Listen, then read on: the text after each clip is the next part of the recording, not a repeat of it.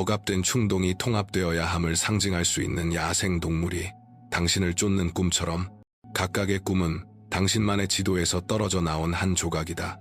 두 번째 도구는 융이 내면의 정신적 인물들과 대화하기 위해 개발한 기법인 능동적 상상이다. 이는 글쓰기, 그림 그리기, 시각화, 명상 등을 통해 무의식의 이미지가 깨어있는 상태에서 드러나도록 허용하는 것을 포함한다. 그것은 그림자, 아니마, 아니무스를 만나고 그들이 무엇을 전하려 하는지 이해하는 방식이다. 능동적 상상은 공상이 아니다. 그것은 듣는 것이다.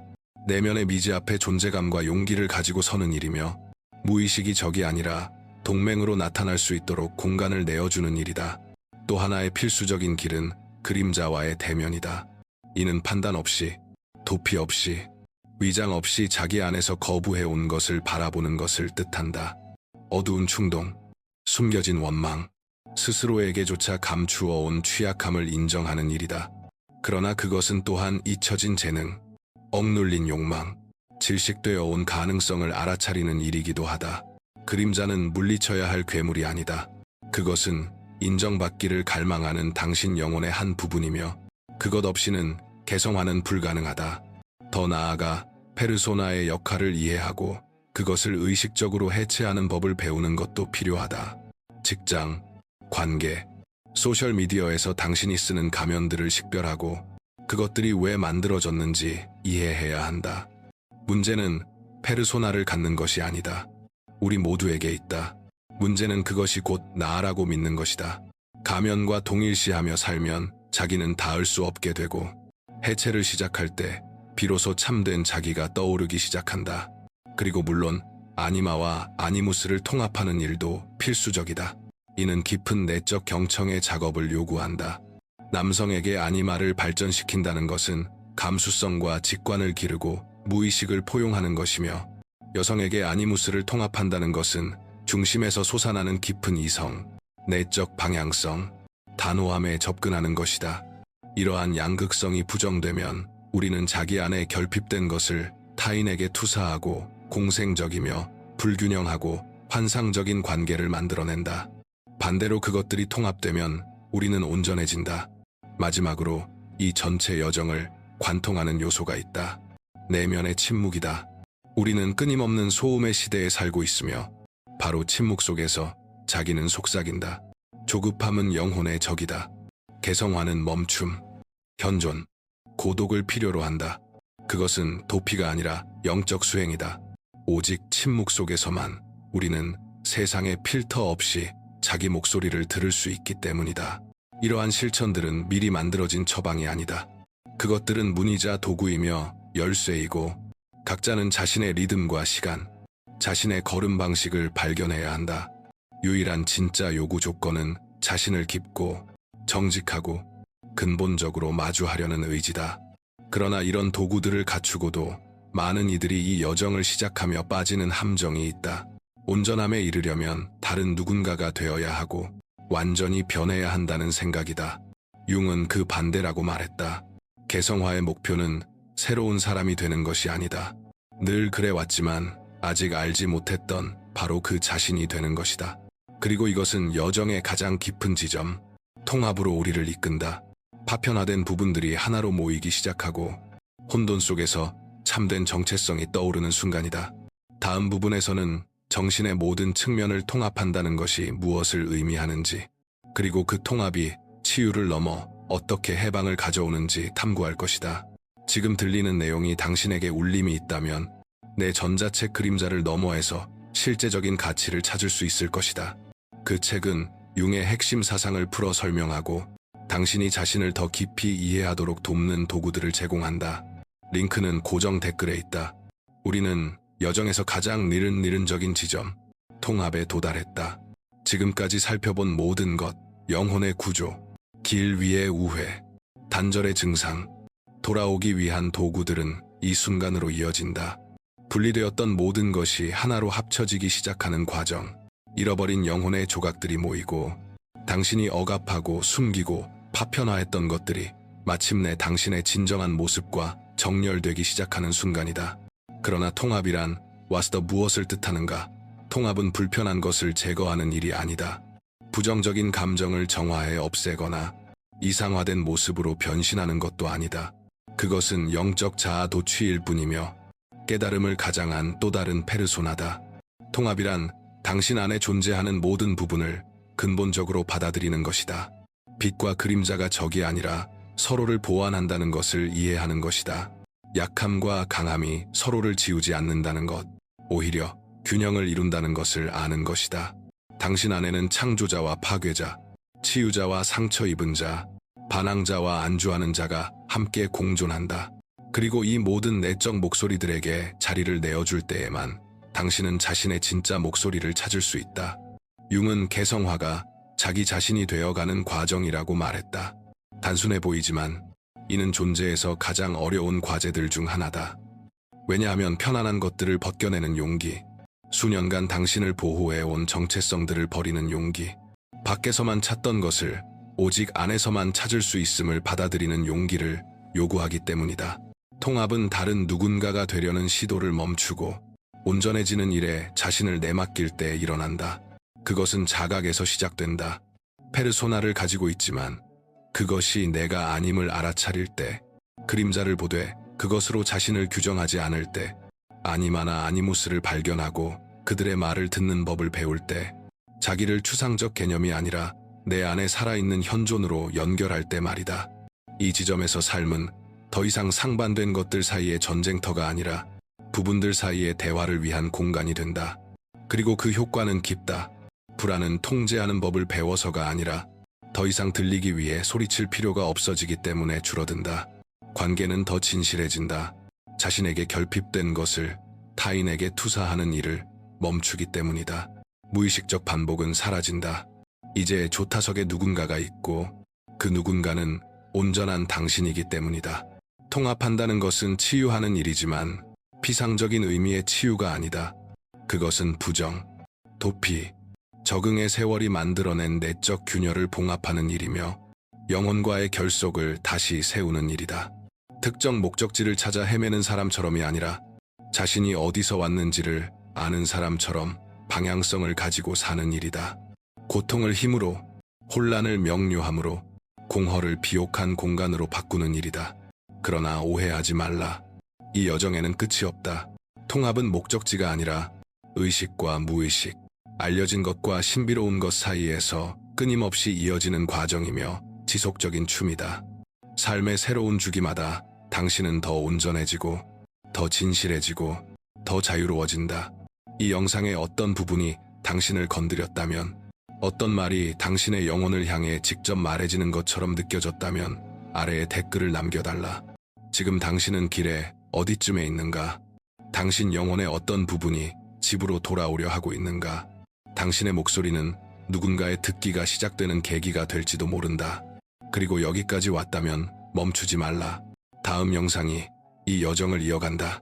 그것은 이 영상만큼이나 중요하다.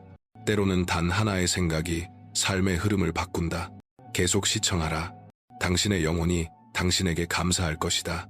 억압된 충동이 통합되어야 함을 상징할 수 있는 야생동물이 당신을 쫓는 꿈처럼 각각의 꿈은 당신만의 지도에서 떨어져 나온 한 조각이다. 두 번째 도구는 융이 내면의 정신적 인물들과 대화하기 위해 개발한 기법인 능동적 상상이다. 이는 글쓰기, 그림 그리기, 시각화, 명상 등을 통해 무의식의 이미지가 깨어있는 상태에서 드러나도록 허용하는 것을 포함한다. 그것은 그림자, 아니마, 아니무스를 만나고 그들이 무엇을 전하려 하는지 이해하는 방식이다. 능동적 상상은 공상이 아니다. 그것은 듣는 것이다. 내면의 미지 앞에 존재감과 용기를 가지고 서는 일이며 무의식이 적이 아니라 동맹으로 나타날 수 있도록 공간을 내어주는 일이다. 또 하나의 필수적인 길은 그림자와의 대면이다. 이는 판단 없이, 도피 없이, 위장 없이 자기 안에서 거부해온 것을 바라보는 것을 뜻한다. 어두운 충동, 숨겨진 원망, 스스로에게조차 감추어온 취약함을 인정하는 일이다. 그러나 그것은 또한 잊혀진 재능, 억눌린 욕망, 질식되어 온 가능성을 알아차리는 일이기도 하다. 그림자는 물리쳐야 할 괴물이 아니다. 그것은 인정받기를 갈망하는 당신 영혼의 한 부분이며 그것 없이는 개성화는 불가능하다. 더 나아가 페르소나의 역할을 이해하고 그것을 의식적으로 해체하는 법을 배우는 것도 필요하다. 직장, 관계, 소셜미디어에서 당신이 쓰는 가면들을 식별하고 그것들이 왜 만들어졌는지 이해해야 한다. 문제는 페르소나를 갖는 것이 아니다. 우리 모두에게 있다. 문제는 그것이 곧 나라고 믿는 것이다. 가면과 동일시하며 살면 자기는 닿을 수 없게 되고 해체를 시작할 때 비로소 참된 자기가 떠오르기 시작한다. 그리고 물론 아니마와 아니무스를 통합하는 일도 필수적이다. 이는 깊은 내적 경청의 작업을 요구한다. 남성에게 아니마를 발전시킨다는 것은 감수성과 직관을 기르고 무의식을 포용하는 것이며 여성에게 아니무스를 통합한다는 것은 중심에서 솟아나는 깊은 이성, 내적 방향성, 단호함에 접근하는 것이다. 이러한 양극성이 부정되면 우리는 자기 안에 결핍된 것을 타인에게 투사하고 공생적이며 불균형하고 환상적인 관계를 만들어낸다. 반대로 그것들이 통합되면 우리는 온전해진다. 마지막으로 이 전체 여정을 관통하는 요소가 있다. 내면의 침묵이다. 우리는 끊임없는 소음의 시대에 살고 있으며 바로 침묵 속에서 자기는 속삭인다. 조급함은 영혼의 적이다. 개성화는 멈춤, 현존, 고독을 필요로 한다. 그것은 도피가 아니라 영적 수행이다. 오직 침묵 속에서만 우리는 세상의 필터 없이 자기 목소리를 들을 수 있기 때문이다. 이러한 실천들은 미리 만들어진 처방이 아니다. 그것들은 문이자 도구이며 열쇠이고 각자는 자신의 리듬과 시간, 자신의 걸음 방식을 발견해야 한다. 유일한 진짜 요구 조건은 자신을 깊고 정직하고 근본적으로 마주하려는 의지다. 그러나 이런 도구들을 갖추고도 많은 이들이 이 여정을 시작하며 빠지는 함정이 있다. 온전함에 이르려면 다른 누군가가 되어야 하고 완전히 변해야 한다는 생각이다. 융은 그 반대라고 말했다. 개성화의 목표는 새로운 사람이 되는 것이 아니다. 늘 그래왔지만 아직 알지 못했던 바로 그 자신이 되는 것이다.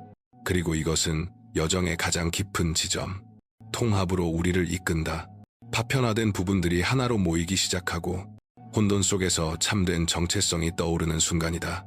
다음 부분에서는 정신의 모든 측면을 통합한다는 것이 무엇을 의미하는지, 그리고 그 통합이 치유를 넘어 어떻게 해방을 가져오는지 탐구할 것이다. 지금 들리는 내용이 당신에게 울림이 있다면 내 전자책, 그림자를 너머에서 실제적인 가치를 찾을 수 있을 것이다. 그 책은 융의 핵심 사상을 풀어 설명하고 당신이 자신을 더 깊이 이해하도록 돕는 도구들을 제공한다. 링크는 고정 댓글에 있다. 우리는 여정에서 가장 निर्는적인 지점, 통합에 도달했다. 지금까지 살펴본 모든 것, 영혼의 구조, 길 위의 우회, 단절의 증상, 돌아오기 위한 도구들은 이 순간으로 이어진다. 분리되었던 모든 것이 하나로 합쳐지기 시작하는 과정, 잃어버린 영혼의 조각들이 모이고 당신이 억압하고 숨기고 파편화했던 것들이 마침내 당신의 진정한 모습과 정렬되기 시작하는 순간이다. 그러나 통합이란 와스더, 무엇을 뜻하는가? 통합은 불편한 것을 제거하는 일이 아니다. 부정적인 감정을 정화해 없애거나 이상화된 모습으로 변신하는 것도 아니다. 그것은 영적 자아도 취일 뿐이며 깨달음을 가장한 또 다른 페르소나다. 통합이란 당신 안에 존재하는 모든 부분을 근본적으로 받아들이는 것이다. 빛과 그림자가 적이 아니라 서로를 보완한다는 것을 이해하는 것이다. 약함과 강함이 서로를 지우지 않는다는 것, 오히려 균형을 이룬다는 것을 아는 것이다. 당신 안에는 창조자와 파괴자, 치유자와 상처 입은 자, 반항자와 안주하는 자가 함께 공존한다. 그리고 이 모든 내적 목소리들에게 자리를 내어줄 때에만 당신은 자신의 진짜 목소리를 찾을 수 있다. 융은 개성화가 자기 자신이 되어가는 과정이라고 말했다. 단순해 보이지만 이는 존재에서 가장 어려운 과제들 중 하나다. 왜냐하면 편안한 것들을 벗겨내는 용기, 수년간 당신을 보호해온 정체성들을 버리는 용기, 밖에서만 찾던 것을 오직 안에서만 찾을 수 있음을 받아들이는 용기를 요구하기 때문이다. 통합은 다른 누군가가 되려는 시도를 멈추고 온전해지는 일에 자신을 내맡길 때 일어난다. 그것은 자각에서 시작된다. 페르소나를 가지고 있지만 그것이 내가 아님을 알아차릴 때 그림자를 보되 그것으로 자신을 규정하지 않을 때, 아니마나 아니무스를 발견하고 그들의 말을 듣는 법을 배울 때, 자기를 추상적 개념이 아니라 내 안에 살아있는 현존으로 연결할 때 말이다. 이 지점에서 삶은 더 이상 상반된 것들 사이의 전쟁터가 아니라 부분들 사이의 대화를 위한 공간이 된다. 그리고 그 효과는 깊다. 불안은 통제하는 법을 배워서가 아니라 더 이상 들리기 위해 소리칠 필요가 없어지기 때문에 줄어든다. 관계는 더 진실해진다. 자신에게 결핍된 것을 타인에게 투사하는 일을 멈추기 때문이다. 무의식적 반복은 사라진다. 이제 조타석에 누군가가 있고 그 누군가는 온전한 당신이기 때문이다. 통합한다는 것은 치유하는 일이지만 피상적인 의미의 치유가 아니다. 그것은 부정, 도피, 적응의 세월이 만들어낸 내적 균열을 봉합하는 일이며 영혼과의 결속을 다시 세우는 일이다. 특정 목적지를 찾아 헤매는 사람처럼이 아니라 자신이 어디서 왔는지를 아는 사람처럼 방향성을 가지고 사는 일이다. 고통을 힘으로, 혼란을 명료함으로, 공허를 비옥한 공간으로 바꾸는 일이다. 그러나 오해하지 말라. 이 여정에는 끝이 없다. 통합은 목적지가 아니라 의식과 무의식, 알려진 것과 신비로운 것 사이에서 끊임없이 이어지는 과정이며 지속적인 춤이다. 삶의 새로운 주기마다 당신은 더 온전해지고, 더 진실해지고, 더 자유로워진다. 이 영상의 어떤 부분이 당신을 건드렸다면, 어떤 말이 당신의 영혼을 향해 직접 말해지는 것처럼 느껴졌다면 아래에 댓글을 남겨달라. 지금 당신은 길의 어디쯤에 있는가? 당신 영혼의 어떤 부분이 집으로 돌아오려 하고 있는가? 당신의 목소리는 누군가의 듣기가 시작되는 계기가 될지도 모른다. 그리고 여기까지 왔다면 멈추지 말라. 다음 영상이 이 여정을 이어간다. 그것은 이 영상만큼이나 중요하다. 때로는 단 하나의 생각이 삶의 흐름을 바꾼다. 계속 시청하라. 당신의 영혼이 당신에게 감사할 것이다. 대부분의 사람들은 어린 시절이란 한 번 지나가면 뒤로 남겨지는 삶의 한 단계일 뿐이라고 믿는다. 기억의 모음, 오래된 사진, 해결되었거나 무시된 트라우마, 그리고 성숙함이 지워야 할 행동들로 말이다. 그러나 카를 구스타프 융은 이런 통념을 근본적으로 뒤집는 진실을 드러냈다. 모든 성인 안에는 한 아이가 산다. 그것은 과거의 상징적 기억이나 감정의 잔흔이 아니라 실제로 존재하는 정신적 실체이자 살아있는 원형으로서 성인의 마음속에서 조용히 작동하며 생각에 영향을 주고 결정을 방해하고 관계를 왜곡하며 정체성 전체를 형성한다. 융이 원형적 아이라고 부른 이 내면의 존재는 수동적이지 않다. 잊히길 기다리며 잠들어 있는 것도 아니다.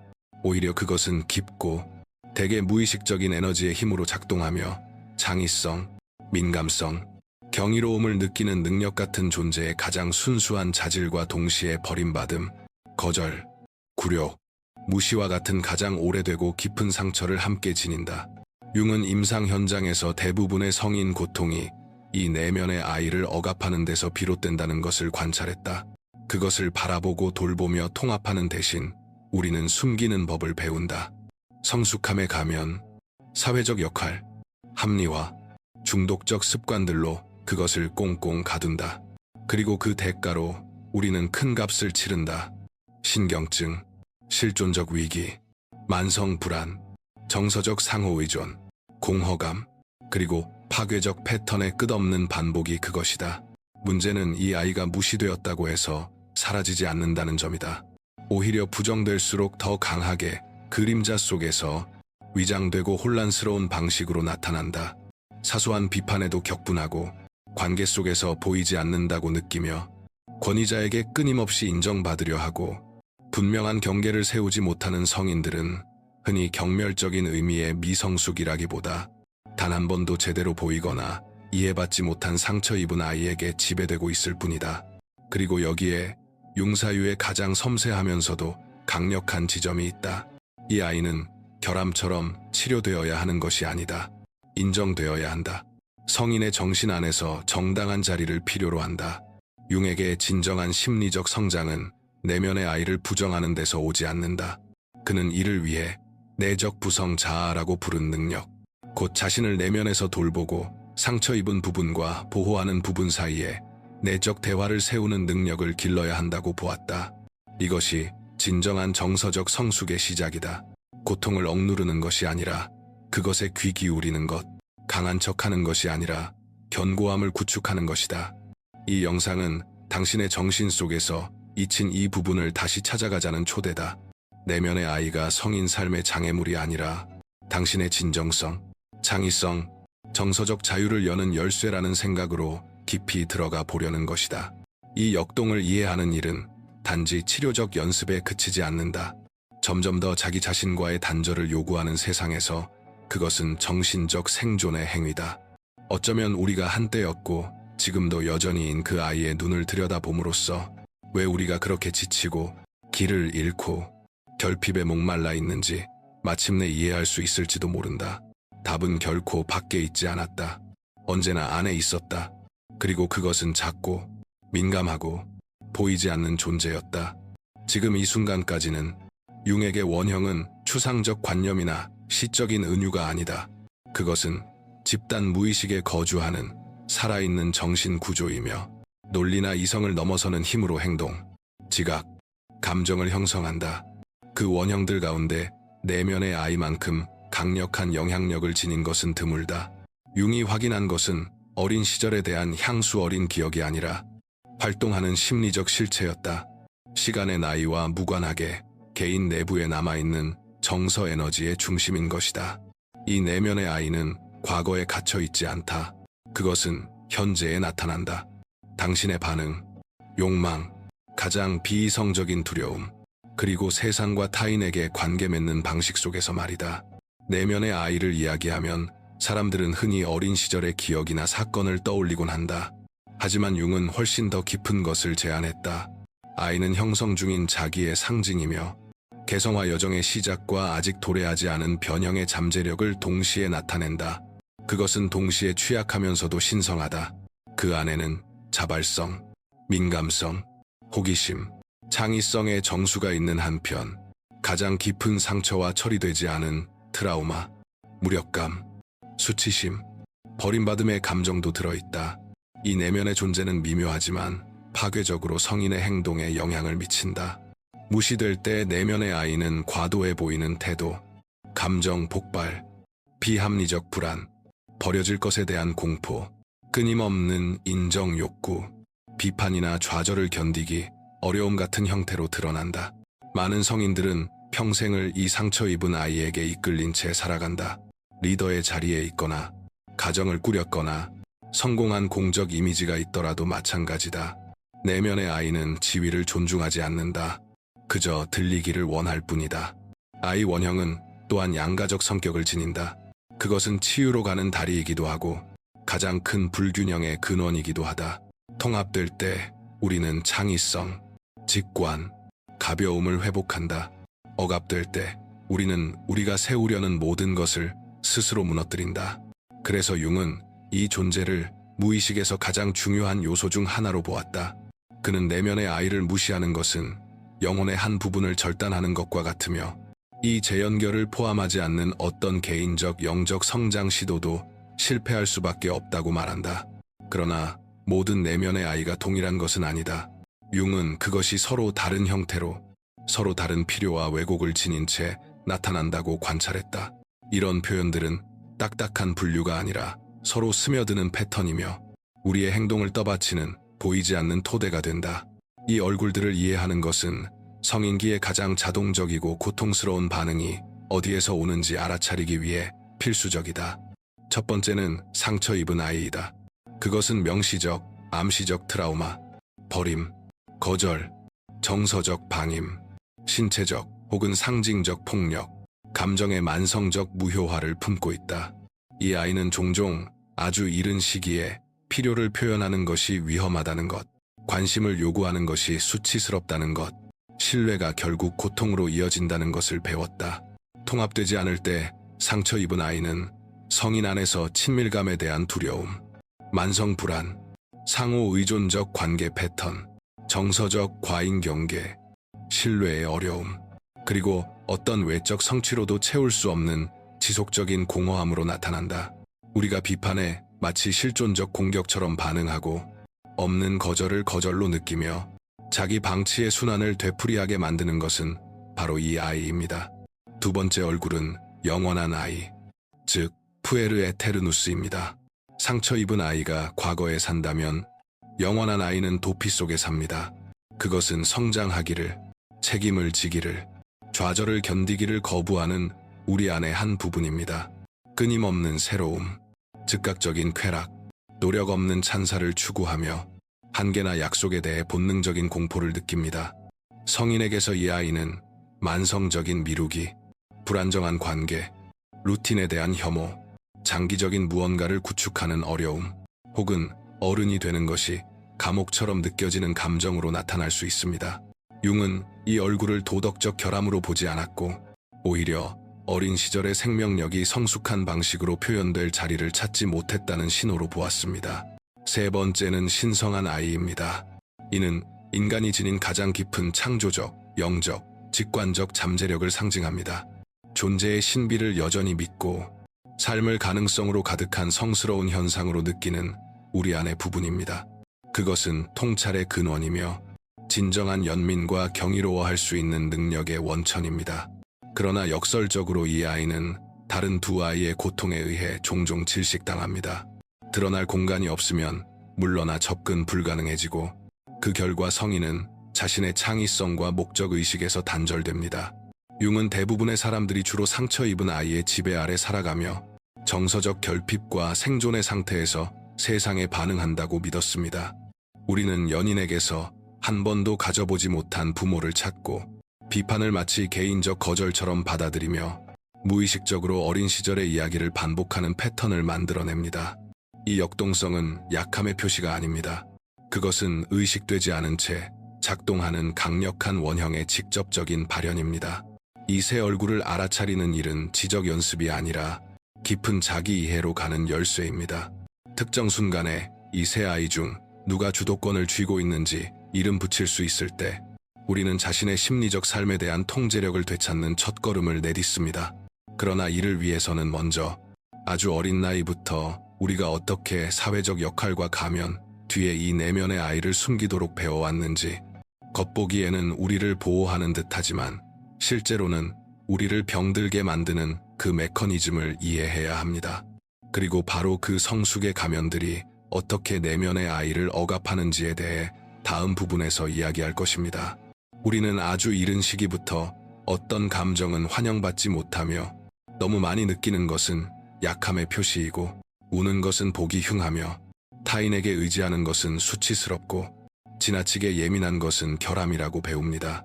그리고 시간이 흐르면서 억압과 상징적 처벌로 얼룩진 이러한 정서 교육은 우리에게 가면을 쓰도록 가르칩니다.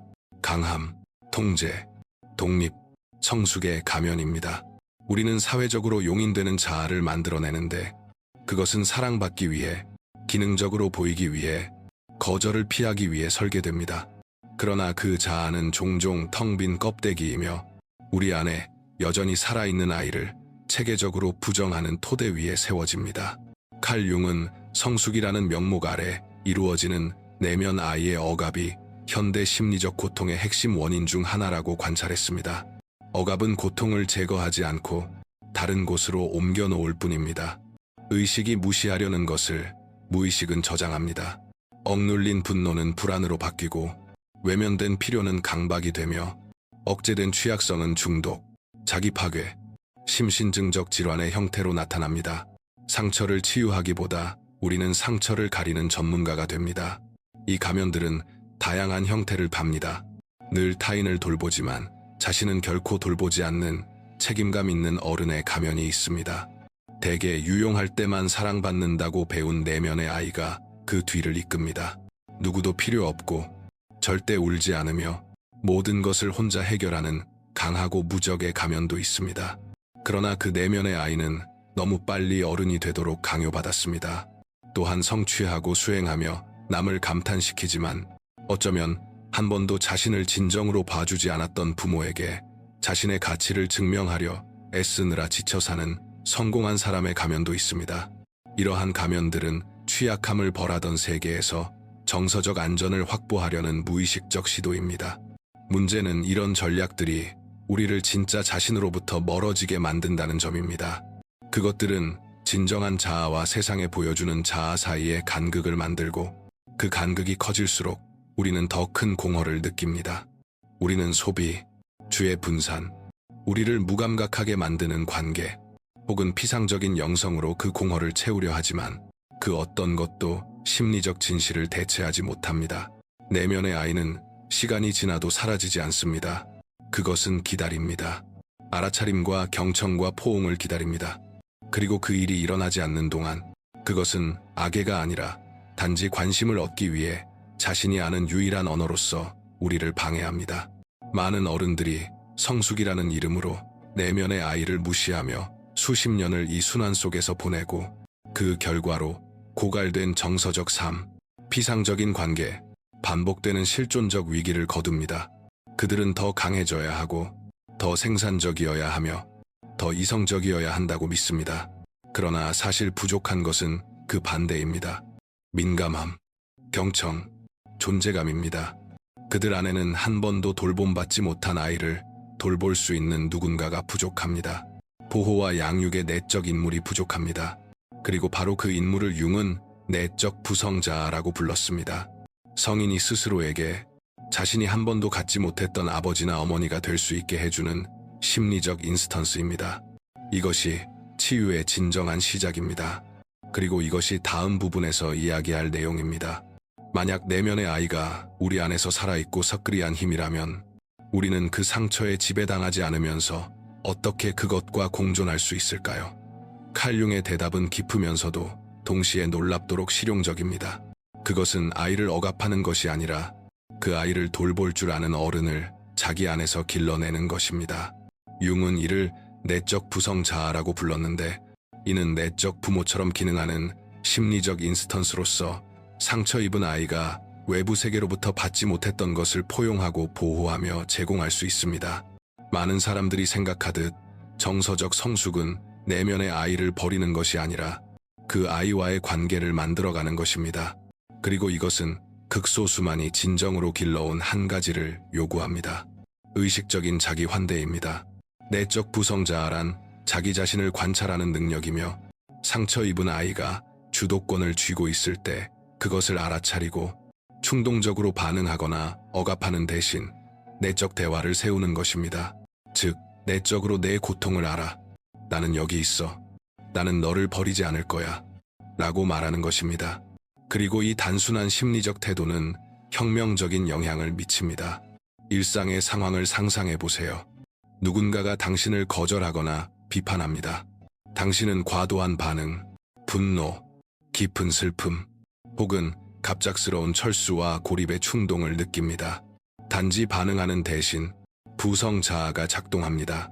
그것은 지금 고통받는 것이 성인이 아니라 그 순간 오래된 버림받음이나 무시당함의 상처를 다시 살고 있는 상처 입은 아이라는 것을 알아차립니다. 이렇게 함으로써 당신은 내면의 역학을 완전히 변화시킨다. 반응적인 상태에서 능동적인 자기 돌봄의 상태로 이동하는 것이다. 이 과정은 진정한 심리적 성숙의 핵심이다. 많은 사람들이 성인이 된다는 것을 차갑고 거리감 있으며 감정에 무관심해지는 것으로 오해하지만 이것은 그런 것이 아니다. 오히려 그 정반대다.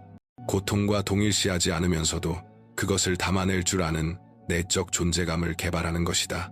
이는 느끼는 아이이면서 동시에 돌보는 어른이 되는 것을 의미한다. 이러한 통합이 분열된 정신을 기능하는 정신으로 변화시킨다. 그러나 이는 이성적 자각만으로 이루어지지 않는다. 부성적 자아는 길러져야 한다. 연습과 의도, 그리고 무엇보다 감정적 진실에 대한 헌신이 필요하다. 많은 이들이 독서, 명상, 혹은 전통적인 치료만으로 어린 시절의 상처를 치유하려 한다. 이 모든 것이 도움이 되기는 하지만 좋은 부모가 민감한 아이를 돌보듯 스스로를 돌보는 법을 배우는 내적 작업을 대신할 수는 없다. 바로 이 지점에서 우리는 리페런팅, 즉 한때 결코 주어지지 않았던 것을 내면의 아이에게 제공하는 과정의 영역으로 들어간다. 다음 부분에서는 이 과정을 이론이 아니라 실제로 어떻게 하는지 탐구할 것이다. 상처 입은 아이와 새로운 유형의 유대를 형성하는 태도, 내적 자세, 행동은 무엇인가, 외부 세계에 더 이상 의존하지 않고 내면에서 태어나는 유대는 어떤 것인가? 지금 듣는 내용이 당신에게 울림을 준다면 나의 전자책에서 실제적인 가치를 찾을 수 있을 것이다. 비욘드 더 섀도우는 융의 핵심 사상을 풀어내고 무의식과의 대화는 이를 삶에 적용할 수 있는 30일의 여정을 제시한다. 두 책 모두 고정 댓글에 링크되어 있다. 대부분의 사람들은 시간이 어린 시절의 상처를 치유해주고 성장하여 독립하고 감정적 자율성을 얻는 것만으로 과거를 극복할 수 있다고 믿는다. 그러나 진실은 더 냉혹하다. 무시된 채로 남아있는 것은 시간이 치유하지 않는다. 내면의 아이의 상처는 기억의 영역이 아니라 몸 안에서, 관계 속에서, 자동적인 반응과 세대를 거쳐 반복되는 패턴 속에서 열린 채로 남아있다. 이것이 바로 융이 급진적이고 깊이 변형적인 길을 제시한 이유다. 리페런팅이다. 스스로를 다시 양육한다는 것은 어린 시절 당신에게 필요했던 어른이 의식적으로 되는 것을 의미한다. 이는 과거로 돌아가 끝없이 트라우마를 재경험하거나 한탄에 빠지는 것이 아니다. 현재에서 가장 민감하고 상처 입은 정신의 부분과 실제적인 관계를 구축하고 한계나 무지 혹은 트라우마로 인해 원래의 보호자들이 해주지 못했던 것을 해주는 것이다. 여기에는 감정적 인정, 내적 안정감, 명확한 경계, 그리고 무엇보다 있는 그대로 존재해도 된다는 허락이 포함된다. 이 과정은 듣는 것에서 시작된다. 깊은 경청이다. 논리로 고통을 이해하려는 지적 경청이 아니라 수정하려 하지 않고 떠오르는 것을 그대로 품는 감정적 경청이다. 내면의 아이는 고쳐지길 원하지 않는다. 그것은 인정받기를 원한다. 자신의 고통이 타당하다는 것, 두려움이 광기가 아니라는 것, 사랑에 대한 욕구가 과도하지 않았다는 것을 알고 싶어 한다. 리페런팅된 어른은 상처받지 않는 사람이 아니라 자기 배신 없이 자신의 취약성을 다룰 줄 아는 사람이다. 리페런팅은 또한 내적 경계를 세우는 것을 포함한다. 종종 내면의 아이는 의식적인 어른이 아직 제공하지 못하는 것을 타인에게서 찾는다. 기능하지 않는 관계에서 보호를 구하고 소셜미디어에서 인정을 찾으며 받아들여지기 위해 자신을 축소해야 하는 유대 속에서 사랑을 구한다. 이러한 충동의 아니라고 말하는 것은 아이를 거부하는 것이 아니라 보호하는 것이다. 이는 마치 이렇게 말하는 것과 같다. 이제 너는 사랑을 구걸할 필요가 없어. 내가 여기 있어? 이제 내가 너를 돌본다. 리페런팅의 또 다른 핵심 요소는 감정적 자기 조절의 연습이다. 이는 스스로를 진정시키고 위기의 순간에 존재감을 제공하며 강박이나 도피에 의존하지 않고 자신을 위로하는 능력을 기르는 것을 의미한다. 이는 단순하지만 강력한 행동들이다. 불안이 올라올 때 멈춰서 호흡하기, 실제 아이를 위로하듯 자신에게 글을 쓰기, 아프더라도 유해한 환경에서 거리를 두기로 선택하기. 이러한 각각의 행동은 무의식에 조용하지만 결정적인 메시지를 보낸다. 나는 더 이상 너를 버리지 않을 것이다. 시간이 흐르면서 이 과정은 매우 깊은 무언가를 변화시키기 시작한다. 상처 입은 아이는 마침내 들려지고 있기 때문에 비명을 멈춘다. 이제 지휘하는 어른이 존재하기 때문에 충동적인 반응은 줄어든다. 공허함이 어떤 대가를 치르더라도 채워지기를 요구하지 않게 되면서 관계도 변한다. 방어와 반복 속에 갇혀있던 에너지가 자유롭게 흐르기 시작하고 그와 함께 창의성, 감수성, 진정한 삶의 의지가 돌아온다. 이것이 진정한 치유의 본질이다. 과거를 지우는 것이 아니라 오래된 고통이 받아들여질 수 있는 현재를 창조하는 것이다. 스스로를 리페런팅하는 것은 그 본질에서 혁명적인 행위다. 이야기가 중단된 지점에서 끝나지 않는다고 말하는 것이며 일어난 일을 다시 쓰는 것이 아니라 오늘 당신 안에서 그것이 살아가는 방식을 근본적으로 바꾸는 새로운 가능성을 선언하는 것이다. 그러나 이 내면의 아이가 짐으로써 운반되는 존재가 아니라 길잡이로 인식되기 시작할 때 더 강력한 일이 일어난다. 그것은 변형된다. 그리고 바로 이 변형에 대해 우리는 마지막 부분에서 이야기할 것이다. 내면의 아이가 들려지고 돌봄을 받을 때 그것은 해결해야 할 문제가 아니라 새로운 삶의 열쇠로서 자신의 진정한 잠재력을 드러내기 때문이다. 수년 혹은 수십 년이 지난 후 마침내 내면의 아이가 들려질 때 무언가 깊은 일이 일어난다. 한때의 만성적인 불안, 감정적 중독, 파괴적인 관계, 끝없는 공허로 나타났던 고통은 서서히 녹아내리기 시작한다. 그리고 이 과정에서 나타나는 것은 단순한 안도가 아니라 힘이다. 공격적이거나 과시적인 힘이 아니라 추방되었던 자신의 부분들과 다시 연결되면서 생겨나는 고요한 힘이다. 이 아이가 더 이상 문제로 취급되지 않고 존재의 본질적인 측면으로 인정될 때 그것은 그림자 속에서 행동하는 것을 멈춘다. 주의를 끌기 위해 삶을 방해할 필요도 없고 누군가가 거절하거나 비판하거나 무시할 때마다 내면에서 비명을 지를 필요도 없다. 이제 그것은 혼자가 아니라는 것을 알기 때문이다. 그곳에는 어른이 있다. 하드라고 보호하며 이용 가능한 어른이 있다. 버림을 반복하지 않기로 선택함으로써 사랑하는 법을 배운 어른이다. 그리고 이 지점에서 거의 마법과도 같은 일이 일어난다. 고통은 창의성으로 자리를 내주고 결핍은 진정한 연결로 바뀌며 불안은 존재감으로 변형된다.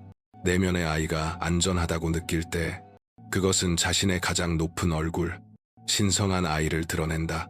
느끼고, 창조하고, 탐험하고, 경이로움을 느끼는 것을 두려워하지 않는 존재. 삶의 가장 깊은 의미를 내면에 지닌 존재다. 융은 아이가 전체성의 상징이라고 말했다. 그리고 그것이 통합될 때 인간은 더 이상 페르소나와 그림자, 세상에 보여지는 것과 침묵 속에서 고통받는 것 사이에서 분열된 채로 살지 않는다. 진정한 자유는 더 이상 자신과 싸울 필요가 없을 때, 사랑받기 위해 가면을 쓰지 않아도 되고 받아들여지기 위해 스스로를 축소하지 않아도 될 때 시작된다. 그때 당신은 타인에게서 늘 찾고 있던 바로 그 집이 된다. 이것이 전환점이다. 그리고 그것은 외부에서 오지 않는다. 강의나 관계, 공허한 약속에서 오지 않는다. 그것은 용기를 가지고 내면을 바라보며 이렇게 말하는 급진적인 제스처에서 온다. 나는 너를 본다. 나는 여기 있다. 나는 더 이상 너를 버리지 않을 것이다. 이것이 새로운 삶의 시작이다. 더 온전하고, 더 진실하며, 더 밝은 삶. 더 이상 생존할 필요가 없는 삶이다. 이제 당신은 마침내 살아갈 수 있다. 여기까지 온 당신에게 묻고 싶다. 당신의 삶에서 내면의 아이가 가장 절실하게 누군가를 필요로 했던 순간은 언제였는가? 댓글로 나눠달라. 당신의 이야기는 이 과정을 겪고 있는 다른 이들에게 다 영감을 줄 수 있다. 그리고 이 영상이 당신에게 말을 걸었다면 혼자만 간직하지 말고 꼭 들어야 할 누군가와 좋아요와 공유를 해달라. 무엇보다도 채널을 구독해달라. 이것은 시작에 불과하기 때문이다. 다음 영상에서 우리는 이 내면의 여정을 더욱 깊이 탐구할 것이다. 그리고 당신은 반드시 봐야 한다. 그것은 이번 영상만큼이나 중요할 것이다. 당신의 변형은 여기서 멈추지 않는다. 그곳에서 다시 만나자.